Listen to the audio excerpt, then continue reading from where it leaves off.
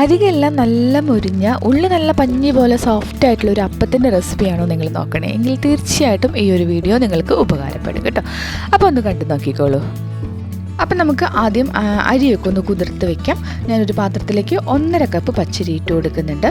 ഇതിൻ്റെ കൂടെ തന്നെ ഒരു 1.5 ടേബിൾ സ്പൂൺ അളവിൽ ഉഴുന്നും കൂടി ചേർത്ത് കൊടുക്കുന്നുണ്ട്.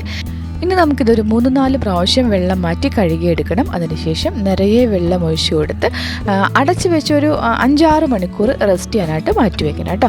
അപ്പോൾ ഞാൻ ഈ ഒരു റെസിപ്പി ചെയ്യുന്നത് ഉച്ചയ്ക്ക് അരി കുതിരാനായിട്ട് ഇട്ടിട്ട് രാത്രി അരച്ച് പിറ്റേ ദിവസം നേരം വെളുത്ത് ബ്രേക്ക്ഫാസ്റ്റിന് അപ്പം തയ്യാറാക്കാൻ വേണ്ടിയിട്ടാണ് നമ്മൾ ഈ ഒരു റെസിപ്പി ചെയ്യുന്നത് കേട്ടോ. നിങ്ങൾക്ക് വേണമെന്നുണ്ടെങ്കിൽ കാലത്തെ അരി വെള്ളത്തിൽ ഇട്ട് കുതിർത്ത് ഉച്ചയ്ക്ക് അരച്ച് വൈകുന്നേരം ഡിന്നറിന് അപ്പം തയ്യാറാക്കുന്ന രീതിയിലും ഇത് ചെയ്യാം. അപ്പോൾ രാത്രി ആയിട്ടുണ്ട്. നമുക്ക് ഈ അരി ഒന്ന് അരച്ചെടുക്കണം. ഇതിൻ്റെ വെള്ളമൊക്കെ ഊറ്റിക്കളഞ്ഞിട്ട് നമുക്കിതിനൊരു മിക്സിയുടെ ജാറിലേക്ക് ഇട്ട് കൊടുക്കാം.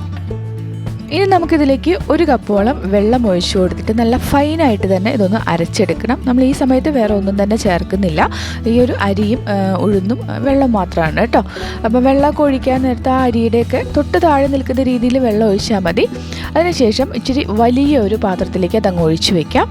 ഇനി ഈ ഒരു കൂട്ട് ഒന്ന് നീക്കി വയ്ക്കാം. ഇനി അതേ മിക്സിയുടെ ജാർ എടുത്ത് വയ്ക്കാം. ഇനി നമുക്കിതിലേക്ക് 1.5 കപ്പ് ചോറ് ഇട്ട് കൊടുക്കാം. നമ്മൾ എത്രയാണോ അരി എടുത്തിരിക്കുന്നത് അതേ അളവിൽ തന്നെയാണ് ചോറും എടുത്തിട്ടുള്ളത്.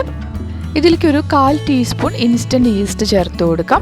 2 കപ്പ് പച്ചരി എടുത്താലും ഇതേ അളവിൽ തന്നെ ഈസ്റ്റ് ചേർത്താൽ മതി കേട്ടോ. ഇതിലേക്ക് 1 കപ്പ് വെള്ളം കുറേശ്ശെ ഒഴിച്ചു കൊടുത്തിട്ട് നന്നായിട്ട് അരച്ചെടുക്കാം. ആദ്യം 1/2 കപ്പ് വെള്ളം ഒഴിച്ചിട്ട് ഒന്ന് അരച്ചു. പിന്നീട് അരയ്ക്കുന്നതിനിടയിൽ വീണ്ടും ഒരു 1/2 കപ്പ് കൂടി ഒഴിച്ചിട്ടാണ് ഇത് അരച്ചെടുത്തിട്ടുള്ളത് കേട്ടോ. അപ്പോൾ നമ്മൾ അരച്ചെടുത്തിരിക്കുന്ന ഈ ഒരു ചോറ് നേരത്തെ അരച്ച അരിയിലേക്ക് അങ്ങ് ഒഴിച്ചിട്ട് നന്നായിട്ടൊന്ന് ഇളക്കി കൊടുക്കുക. ആ അരിയും ഇപ്പം അരച്ചെടുത്തിരിക്കുന്ന ചോറും നല്ല രീതിയിലൊന്ന് ഒരുമിച്ച് മിക്സായി വരുന്ന രീതിയിൽ നന്നായിട്ടൊന്ന് ഇളക്കി കൊടുക്കാം. അപ്പോൾ നമ്മൾ ഇതുവരെ ചേർത്തത് 2 കപ്പ് വെള്ളമാണ്. അരി അരയ്ക്കുമ്പോൾ 1 കപ്പ് വെള്ളം ചേർത്തിരുന്നു. ചോറ് അരച്ചപ്പോഴും 1 കപ്പ് വെള്ളം ചേർത്തിട്ടുണ്ടായിരുന്നു കേട്ടോ. അപ്പോൾ നമ്മളിതൊന്ന് ഇളക്കി കൊടുത്തപ്പം ഇച്ചിരി തിക്കായിട്ടായിരിക്കുന്നത്. ആ മിക്സിയിലെ ജാറ് കഴി ഒരു 1/4 കപ്പ് വെള്ളം കൂടി ഒഴിച്ചു കൊടുത്തിട്ടുണ്ട്. മൊത്തം 2.25 കപ്പ് വെള്ളമാണ് ഞാൻ ഒഴിച്ചിട്ടുള്ളത്. അപ്പോൾ ആ വെള്ളത്തിൻ്റെ അളവ് ചെറിയ രീതിയിലൊക്കെ വ്യത്യാസം ഉണ്ടാവും. അപ്പോൾ നമുക്ക് ദോശമാവിനേക്കാളും കുറച്ചും കൂടി ഒന്ന് ലൂസായിട്ടുള്ളൊരു പരുവത്തിലാണ്. ഇതുപോലെ കോരി ഒഴിക്കുമ്പോൾ ദോശമാവിനേക്കാളും കുറച്ചും കൂടി ലൂസായിട്ടുള്ളൊരു പരുവത്തിലാണ് നമുക്ക് വേണ്ടത്. ഇനി നമുക്കിതിലേക്ക് 1 ടേബിൾ സ്പൂൺ പഞ്ചസാര ചേർത്ത് കൊടുക്കാം. പഞ്ചസാരയൊക്കെ കുറച്ചും കൂടി മധുരം വേണമെന്നുണ്ടെങ്കിൽ കൂടുതൽ ചേർക്കാം. അല്ലെങ്കിൽ ഇത്രയും മധുരം വേണമെങ്കിൽ 1-2 ടീസ്പൂൺ ചേർത്താലും മതി കേട്ടോ. ഇതിലേക്ക് ഒരു 1/2 ടീസ്പൂൺ ഉപ്പ് ചേർത്തിട്ടുണ്ട്. ഇനി ഇതെല്ലാം കൂടി ഒന്നും കൂടി ഒന്ന് ഇളക്കി കൊടുക്കുക. ആ പഞ്ചസാരയും ഉപ്പും എല്ലാ ഭാഗത്തേക്കും എത്തുന്ന രീതിയിലൊന്ന് പതുക്കെ ഒന്ന് ഇളക്കി കൊടുത്താൽ മതി. ഇനി നമുക്കിതൊന്ന് അടച്ച് വെച്ച് ഇതൊന്ന് ഫെർമെൻ്റ് ആവാനായിട്ട് വെക്കണം. ഞാനിവിടെ ഓവർനൈറ്റ് വെക്കുകയാണ്. ഇപ്പം നമുക്ക് കാലത്ത് അപ്പം തയ്യാറാക്കാം. അപ്പോൾ ഇതാ നേരം വെളുത്തിട്ടുണ്ട്. നമ്മുടെ മാവൊക്കെ നല്ല വീർത്ത് പൊങ്ങി വന്നിട്ടുണ്ട് കണ്ടല്ലോ. കുറച്ചും കൂടി സമയം ഇരുന്നെങ്കിൽ അത് പുറത്തേക്ക് പോയേനെ.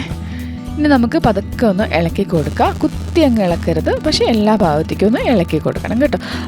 പതുക്കെ ഒന്ന് ഇളക്കി എടുത്താൽ മതി. ഇനി നമുക്ക് അപ്പം തയ്യാറാക്കാം. അപ്പം ചുടുമ്പോൾ കുറച്ച് കാര്യങ്ങളൊന്ന് ശ്രദ്ധിച്ചേക്കണേ. ഞാനിവിടെ ഒരു അപ്പച്ചട്ടി ഒരു ലോ മീഡിയം ഫ്ലെയിമിലിട്ടൊന്ന് ചൂടാക്കി കൊടുത്തിട്ടുണ്ടായിരുന്നു. ചട്ടി നന്നായിട്ട് ചൂടായ ശേഷം തീ നന്നായിട്ടൊന്ന് കുറച്ച് വെച്ച് ഒരു തവി മാവ് ഇതുപോലെ കോരി ഒഴിച്ച് ഒന്ന് ചുറ്റിച്ച് കൊടുക്കാം.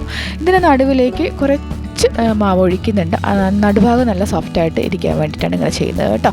ഇനി ഇതിൻ്റെ മുകളിലൊക്കെ നല്ല ഹോൾസൊക്കെ വന്നു കഴിയുമ്പോൾ നടച്ച് വെച്ച് നമുക്കൊരു 30-40 സെക്കൻഡ് കൊണ്ട് തന്നെ ഇത് നന്നായിട്ട് വെന്ത് കിട്ടും. തീ കൂട്ടിയിടരുത്, ഒരു ലോ ഫ്ലെയിമിലിട്ട് തന്നെ വേവിച്ചെടുത്താൽ മതി.